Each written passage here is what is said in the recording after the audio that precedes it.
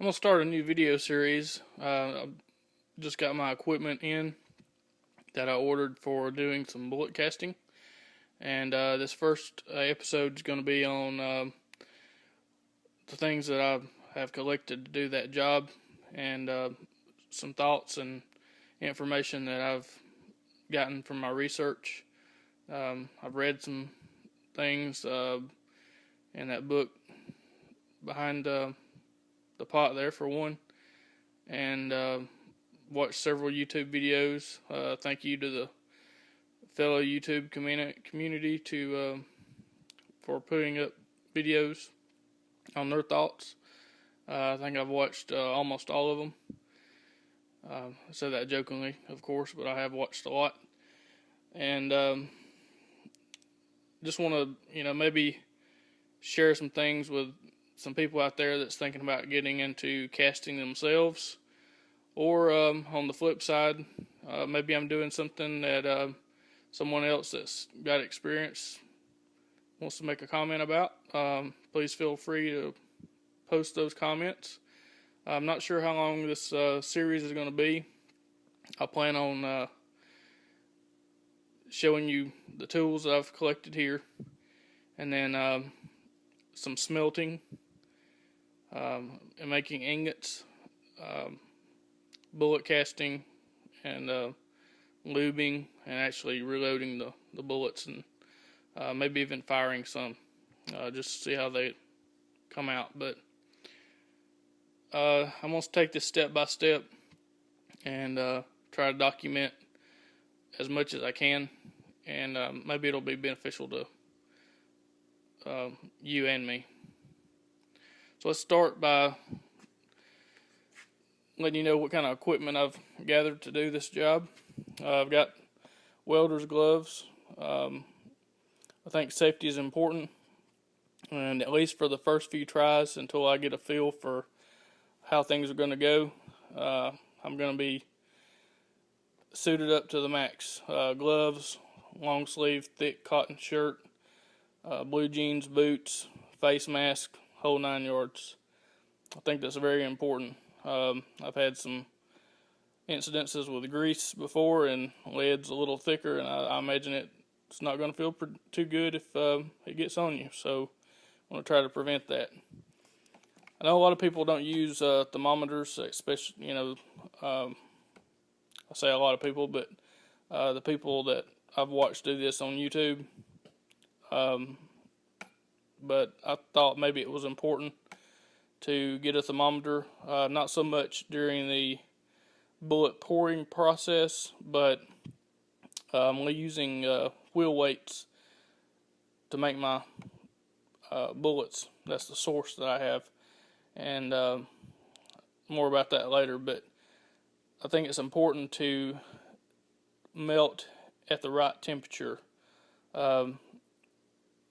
There are some zinc and other metals that are in those wheel weights, and zinc melts at about 150 degrees higher than lead.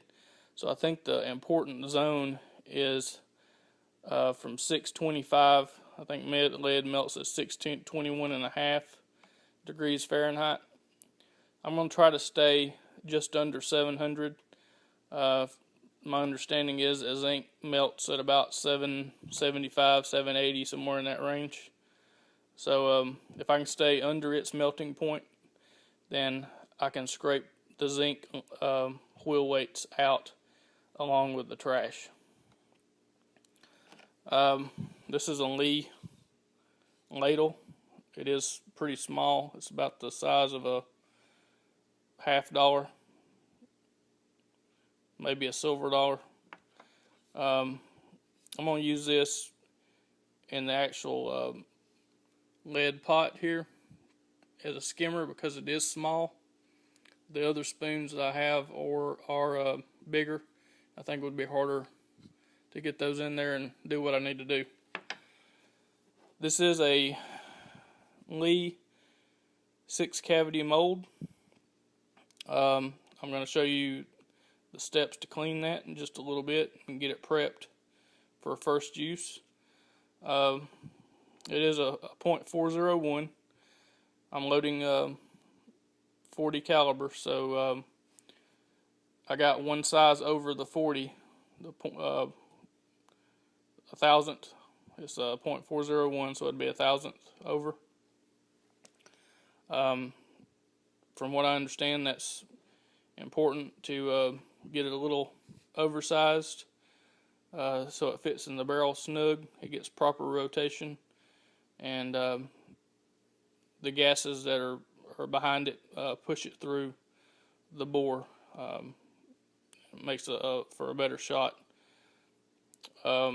These are the handles. They are separate. I know there's some other things you can use for flux. A lot of people use wax. I've seen candle wax used. I've seen beeswax, paraffin wax, things like that. But I did go ahead and order some of this clean cast fluxing compound. Since I was ordering the stuff anyway, the rest of my supplies, I might as well go ahead and get some of that. So I did. This is a .401 bullet sizing die. It comes with a liquid Alox that's in there, and the die is in this little case. We'll be showing you how that works later on in the process. Give you a little glimpse of what's in here. That's the die, of course, liquid Alox, and there's the pusher rod. I did get a modern reloading from Lee manual. The reason I got that was I'm using it as a backup loading source. I have a Hornady manual that I use for loading data, but it helps to have a backup. And another reason I got it is it does have a section in there on casting, which I have read.